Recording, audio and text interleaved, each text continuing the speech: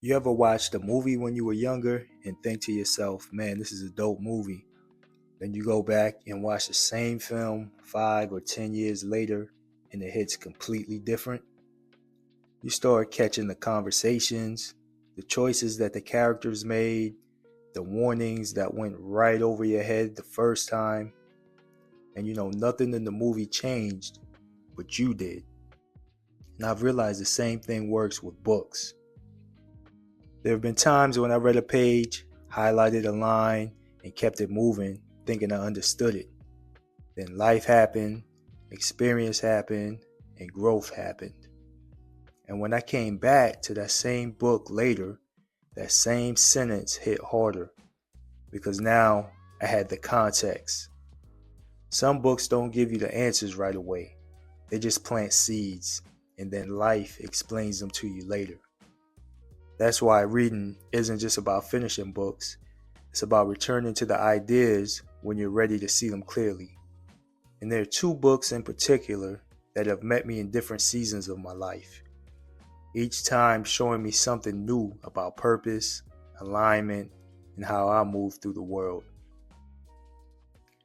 That first book is going to be The Alchemist by Paulo Coelho. When I first read it, I thought it just was a simple story about chasing and changing your dream.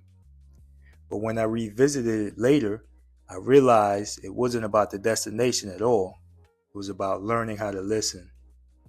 Listening to your intuition, listening to the signs, listening to the quiet nudges that tell you when you're off path or exactly where you're supposed to be. What really stood out to me later was how often the main character almost settles, almost stops, almost talks himself out of the journey. And I think a lot of us do the same thing in real life. This book reminded me that your purpose doesn't disappear just because you ignore it. It just waits. The second book is The 7 Spiritual Laws of Success by Deepak Chopra. This one changed look at things and consider effort.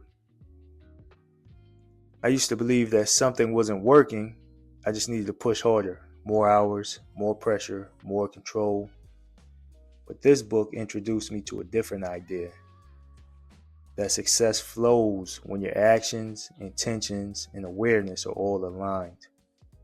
One of the biggest lessons for me was learning the difference between forcing something and allowing it. Not everything needs to be chased. Some things respond better when you're centered, clear, and intentional. This book helped me to stop confusing struggle with progress. So both of these books have taught me the same truth in different ways. Growth isn't always about learning something new. Sometimes it's about finally understanding what's been in front of you the whole time.